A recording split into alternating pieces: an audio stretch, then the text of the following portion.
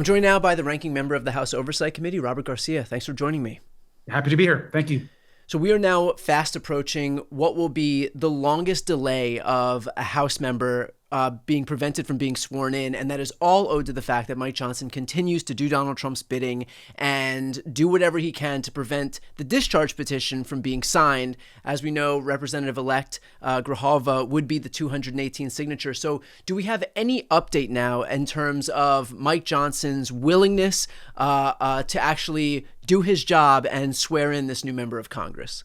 Well, first, it's obviously very clear now that Mike Johnson is now involved in this cover-up. It started with Donald Trump, Vance, the DOJ, Pam Bondi. They had the files. They didn't want to release them. Mike Johnson had largely stayed out of it, and now it's very clear that he is doing Donald Trump's bidding and ensuring that these files not see the light of day. He doesn't want to vote. Adelita Grijalva, her election has been certified now by the Secretary of State and the governor. She has 800,000 constituents that are waiting for representation. She can be sat whether it's a shutdown or whether the government is open. There is no reason why she should not be right now a full member of Congress. But we know that Mike Johnson doesn't want her to be the deciding vote, of which she will be. She's already pledged to actually get these files and a vote in Congress to get these released. And so it's outrageous what he's doing right now.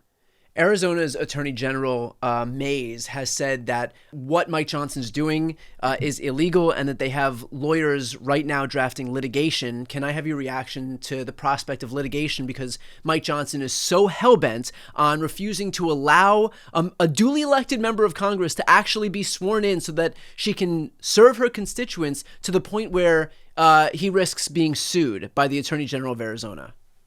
That's exactly right. I think the Attorney General is completely right. That lawsuit hopefully will pressure Johnson to do the right thing. The reality is that she has been elected. She's been certified. She should be a full member of Congress. And it was sad to see her this last week. They've given her an office with no phone lines, no staff. She's at the Capitol trying to represent her constituents with no support. She can't, of course, vote. And so it's outrageous that other members of Congress have been sworn in immediately, even before certification. Yet he refuses to do so for Adelita. So I think the speaker now is not only just on the verge of ripping away more people's health care, as we know, because of these premiums that are going to go up, which is a big reason why this shutdown is actually in place. But now he is denying the people of Arizona fair representation. So I'm hopeful that the Attorney General in Arizona is successful. Well, it seems that while Mike Johnson is doing his best to help Donald Trump with that cover-up, there actually does seem to be some movement here. Can I have your reaction to the fact that Britain's Prince Andrew has relinquished the entirety of his royal titles because of these continued accusations against him in very much the same world as what we're dealing with on the Epstein front? Well, look, Prince Andrew is a terrible person who's done horrific things to women and girls, and this is going to continue to come out. Our investigation on the Oversight Committee, just about a month ago, put out flight logs and would appear to be possible payments to Epstein and Maxwell through Prince Andrew. And the idea now that he is stepping down as more explosive information is to come out in the weeks ahead. Is the right decision. And I think that he is someone that is involved in horrific sexual violence. And look, this is a good day for justice for the survivors. And we're going to continue to put information out. And I think more information about Prince Andrew, I think will be coming out in the weeks ahead. Well, if it's serious enough that what still remains to be uncovered, still remains to be released, is bad enough to get him to step down and relinquish his royal title, wouldn't that be even more incentive for Mike Johnson to recognize that what is contained within the Epstein files is actually pretty serious enough to scare Prince Andrew? And so maybe instead of burying it, maybe instead of making himself part of this cover-up, he should actually be helping get some accountability, get some transparency on this issue? That's absolutely right. I mean, this is a moment where Mike Johnson can do the right thing. And the hypocrisy, he sat just right next to me. We were listening to the survivors when they were in DC, and these women were looking and talking to the speaker and asking him for transparency and for justice. And look what he's doing right Well, now. what did he say to them when they were appealing directly to Mike Johnson? I mean, look, he talked about his own faith and how horrible it was what had happened to them, but clearly he's not taking action on his words. I mean, like It's horrific. He presents himself, and that's the thing, like he presents himself as this pious guy. He leads with his religion. He predicates his whole identity on his Christianity. And even in this situation that you're describing, he talked about how this is, the links here between what's happened and how he makes him think about his own religion. But then why use that as a shield and not actually do anything about it? I think that's exactly right.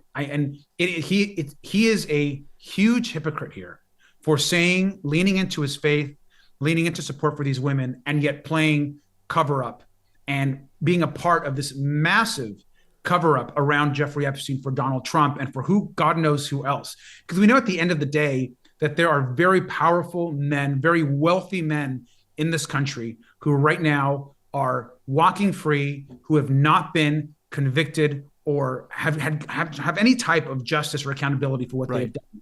And our job on the Oversight Committee is to get to the truth, but also to show women and girls across this country that if you commit these horrific crimes and acts, that you are going to be held accountable. Just because you are a powerful man, you don't get to just walk away. And we don't care, again, if you are a Democrat or a Republican or who is in these files, we're going to expose every single person. What is the long-term play for Mike Johnson? Because he's clearly not going to be able to keep Representative-elect Grijalva out of Congress forever. There's going to come a point where, whether it's days from now, weeks from now, or months from now, and I wouldn't put it past Mike Johnson to make it months from now, but there's going to come a point where she's going to get into Congress, and she will be that 218th vote. And so is this just a play for Mike Johnson where every day, every individual day, if he can just get through a 24-hour period where Grijalva doesn't sign on to this discharge petition, that's a win in his book? Is there no long-term thinking whatsoever? It's just, okay, let's get to tomorrow, and that's it? Look, I think they're going to try to delay the release of the files, and they're going to try to stop our investigation every single chance they can. Yeah. And, they're going to lie. They're going to try to throw out misinformation. They're going to try to trick the public. And so it's our job to cut through that and to just carry on every single day until we get the full truth and a full release of the files. That is what we're doing. That's what if Mike Johnson thinks we're going to stop or he's going to somehow tire us out, he's crazy, because we're not. We're going to stay on this. And I think it's important for us on the Oversight Committee to continue and press on every single day until we have justice for these women.